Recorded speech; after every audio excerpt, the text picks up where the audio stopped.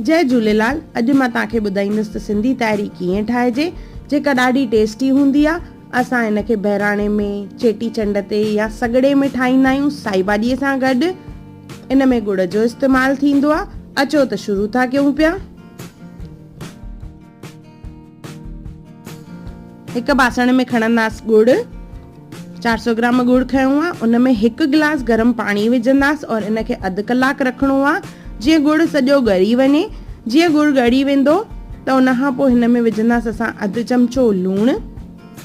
इहो पाणी असां ठाहे रखंदासीं, जेको असां विझंदासीं पोइ चांवरनि में। सो गुड़ ॻरी वियो आहे। हाणे मां हिन में विझंदमि लूणु अधु चमचो। इहो गुड़ वारो पाणी ठही वियो। हाणे खणंदासीं चांवर, उन्हनि खे बि धोई साफ़ करे रखंदासीं। इन्हनि चांवरनि खे पकाइण जे लाइ असां खणंदासीं हाणे हिकु बासण। उन में विझंदासीं पाणी। जेतिरा चांवर हूंदा उन खां ॿीणो पाणी विझणो आहे। 1 कप चांवर त उन ते 2 कप पाणी। उन सां गॾु विझंदासीं चांवर धोई करे। 4 चमचा तेल। इनखे असां अधु रधींदासीं, मतिलबु 50% इनखे असांखे, बाक़ी जेको आहे असां 50% इनखे गुड़ जे पाणीअ में रधींदासीं।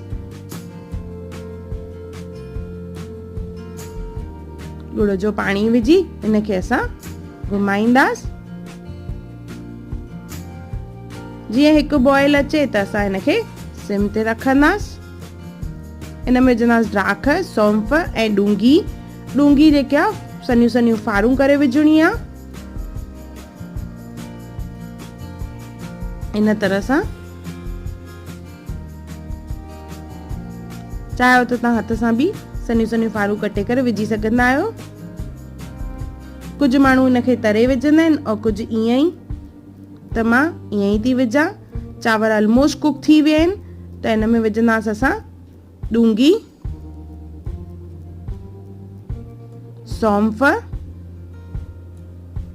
उन सां गॾु विझंदासीं ड्राख। हल्को सो पाणीअ जो छंडो हणंदासीं।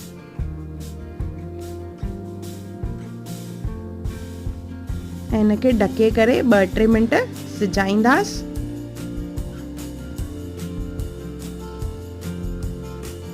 असांजी ताइरी तयार आहे, जेका असां चेटीचंड ते, बहिराणे में या सॻड़े में ठाहींदा आहियूं। सिंधी ताइरी ॾाढी टेस्टी आहे। हिकु दफ़ो ज़रूरु ठाहियो और मूंखे कमेंट सेक्शन में ज़रूरु ॿुधाइजो त तव्हांखे मुंहिंजो इहा ताइरीअ जी रेसिपी कीअं लॻी। अगरि तव्हांखे वीडियो पसंदि अचे त लाइक कयो, शेयर कयो और सब्सक्राइब कयो। और मुंहिंजो वीडियो ॾिसण लाइ धन्यवाद।